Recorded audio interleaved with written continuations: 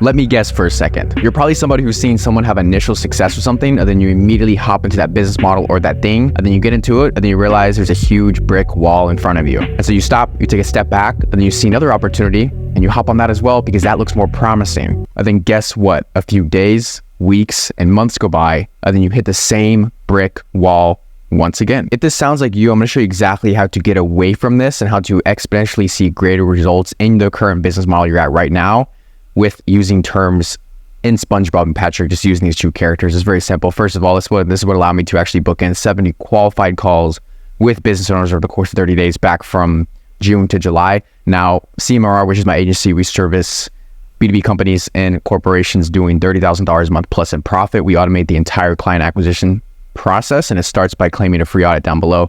First thing, I'll take a look at your entire website, take a look at your entire offer. I see exactly what's wrong, why you're losing leads, why you're not booking enough appointments, why exactly you are not selling enough, how to increase your client base, how to increase your opt-in rates. Literally everything. All you do is literally fill out your full name, get your phone number, your email, and then you send me out your website. And then I immediately take a look at everything, give you a full-blown audit. It'll help you land tons more clients. So with that being said, in terms of Patrick and SpongeBob, most businesses on earth, actually any business model on earth, has an expiration date of the high that you initially get. And that's something that I didn't realize a while ago. Now, I got into the space a few years ago. Obviously, the initial drop shipping, the initial affiliate marketing. I really started off in the affiliate marketing space, promoting a supplement company. What I didn't realize is that it looked super sexy because I was told that affiliate marketing is all passive income.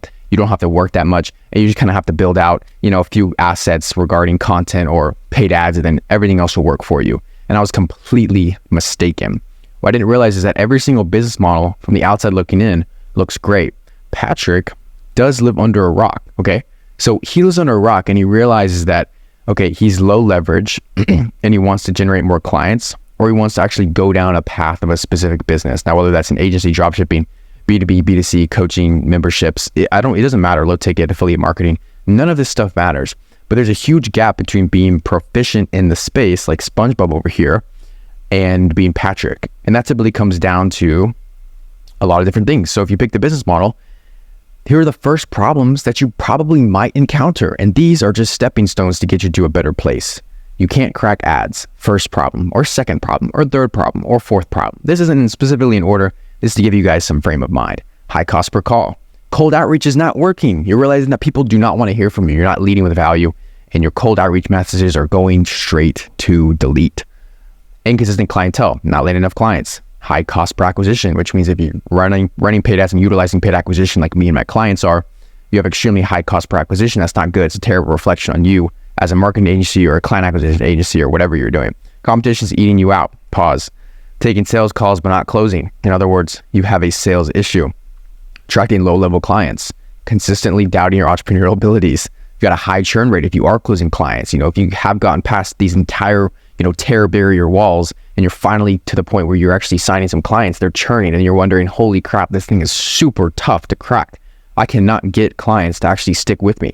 Disproven offer, lack of A+ team talent, unclear direction, no trackable KPIs, migraines 24/7 is pretty much the last step before you really crack the code, in my personal opinion, and brand authority. So again, this road does not have to be hard. Like I said, there are specific products and there are specific services out here in the marketplace in today's day and age that actually serve this entire gap. Hence my entire service. We handle the entire client acquisition process. So if you want to kind of replicate what I'm doing in the space, to give you guys some clear context, we handle everything as far as paid acquisition goes. I have guys who run that. Digital marketing, so everything as far as creating landing pages, websites, and opt-in pages that actually convert. We are then going to set up consistent automations and go high level, which are super easy. Any 12-year-old can do that. And then you are going to essentially just track everything from there, make sure everything floats. And then that's when you have the full service solution. Now, all the little deliverables, they don't freaking matter. It does not matter. It doesn't matter at all, okay?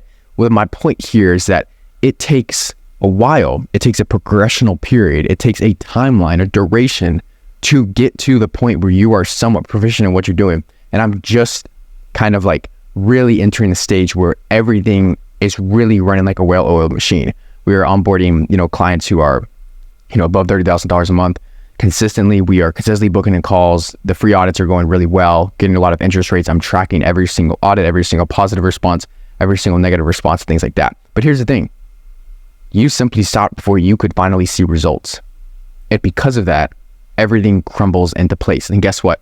You may have entered a business model, right? Like Patrick, okay? And then you got all the way right here to where you were, cracking kind of client acquisition a little bit. And it turns out, your cold outreach was kind of pumping, maybe some paid ads were running pretty well, and you were booking in some calls, but guess what? You couldn't close. And so you just thought, oh my gosh, this is just the business model. I can't, this is rough. It's my offer, it's what I'm selling. And so you completely redo everything. And I've done this so many times. I've completely redone my entire offer multiple different times over the past few years. And I really didn't have to. I just had to double down on that one thing and then persevere through. And that's what I would say like 90% of people in the online space, because there's so much FOMO that goes around on the internet about how you could be doing this other thing, which could be more passive. In reality, it's just perception.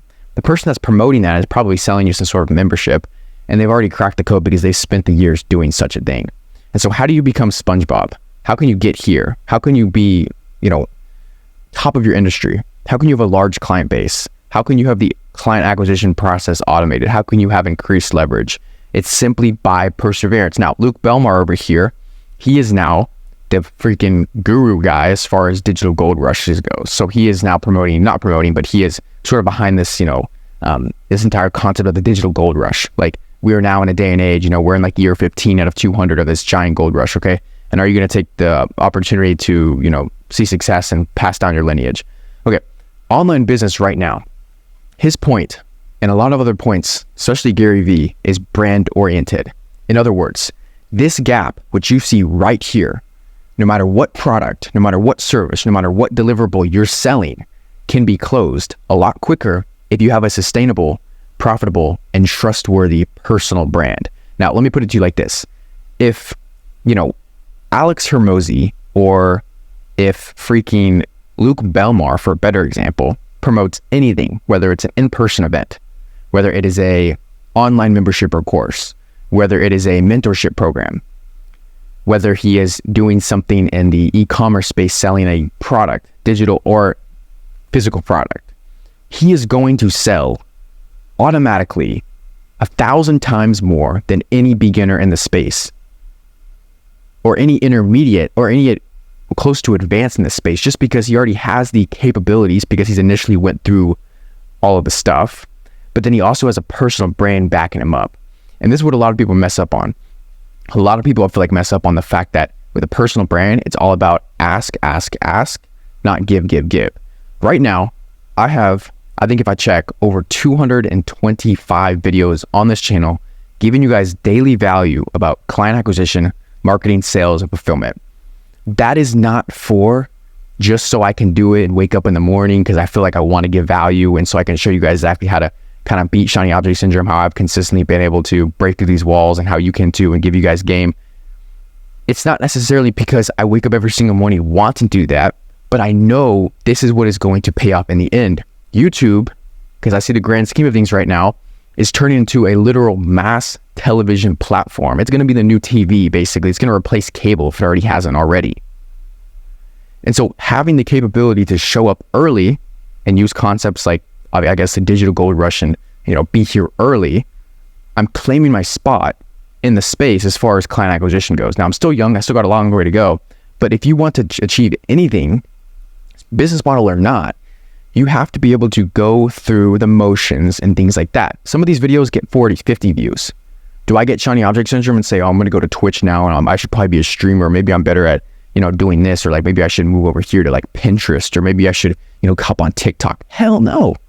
Because I'm in this for the long run to give out value. And so if you can position yourself in that way and see things long term, the short term not only becomes more effortless, but it becomes more clear on what you have to do. So if you're struggling with shiny object syndrome, list out the things that are hard right now that you're having to deal with.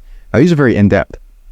If your competition's tough, if you're booking calls but not closing, if you're not cracking ads, if your cold outreach is really bad, if you have a super high churn rate, or if your offer, people are telling you it's just not working, I want you to list this stuff. Like, literally make a list of like, okay, what is going on here? Okay, why can't I get clients? Okay, am I taking sales calls? No, I'm not even taking sales calls.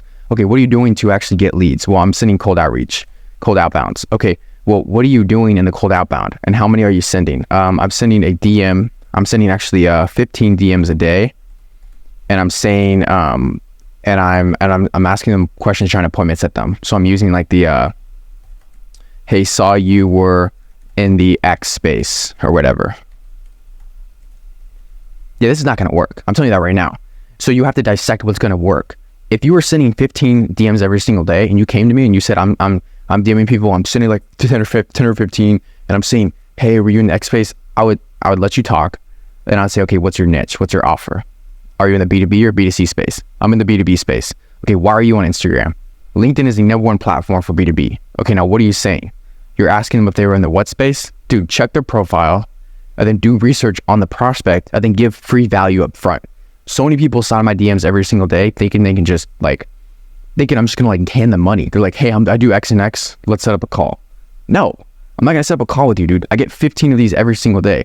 If you want to stand out in the marketplace, you have to provide value up front. That's why I talk about cold video outbound pitches, because these are things where you're providing your prospects value, but in exchange, you maybe have a pitch to book a call at the very end of the 5-minute video, but you're giving them actionable steps, a clear process to revenue, something that your strategies actually implement for free without them actually, paying you money just yet. And you're giving them a taste of that. And you're giving them a lot of value. And so that's why you have to lead with value. And so the biggest thing here is the shiny object syndrome that I faced for such a long time had to do with the fact that I just didn't learn. I'm still learning the intricacies of the game. And in the grand scheme of things, I'm still a beginner. Compared to the greats, I'm still a beginner. Most people are. First 10 years of entrepreneurship, I would say, you are still learning a lot. Like you are still just constantly learning. I'm sure you are, past the 30, 40, 50, 60, 70 year mark, I'm sure. But as of right now, you have to constantly have an open mind. You have to constantly be iterating different things, and you can't just let it go. Because one day, everything will line up perfectly, and you will close the gap effortlessly. Then people will be asking you, how did you do it? And then you can start giving game and giving knowledge about how you got there to help the next generation. So I hope this video helped. Hope you guys took some actionable steps away from this. SpongeBob's happy, Patrick's happy. It's just different parts of the journey. You got to enjoy it. You got to go through it. You got to go through the trials and the tribulations. So with that being said, hope you guys like this video. Go check out free website audit. I get y'all right. I'll see you guys later. Peace.